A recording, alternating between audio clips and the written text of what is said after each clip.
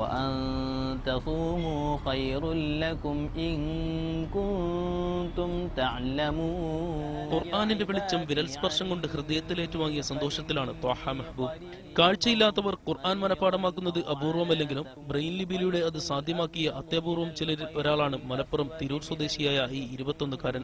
ഇത്തവണ റമദാൻ ആഗതമായപ്പോൾ ത്വാഹ മെഹബൂബിന് ആത്മീയ നിർവൃതിയോടൊപ്പം അളവറ്റ ആത്മനിർവൃതിയും. പക്ഷെ അപ്പോഴും ഖുർആൻ അങ്ങനെ പഠിക്കുമ്പോൾ പിന്നെ എനിക്കിങ്ങനെ തോന്നി എൻ്റെ മനസ്സിൽ ഇനിയിപ്പോൾ ഹിഫ്ള് കോളേജ് ചേരണം ഇത് ബ്ലൈൻഡ് ഇത് കഴിഞ്ഞിട്ട് എന്നൊക്കെ എനിക്ക് ആഗ്രഹം ഉണ്ടായിരുന്നു. അങ്ങനെയാണ് ഞാൻ ഇതിന് താല്പര്യം എടുത്തതും ഞാൻ ഇതിലേക്ക് ചേർന്നത്.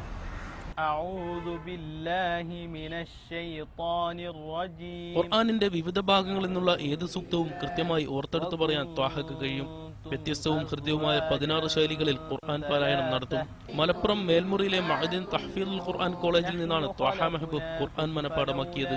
മുഴുവൻ സൂക്തങ്ങളുടെയും പരിഭാഷ കൂടി ഹൃദ്യസ്ഥമാക്കുക എന്നതാണ് ത്വാഹ മെഹബൂബിന്റെ അടുത്ത ലക്ഷ്യം.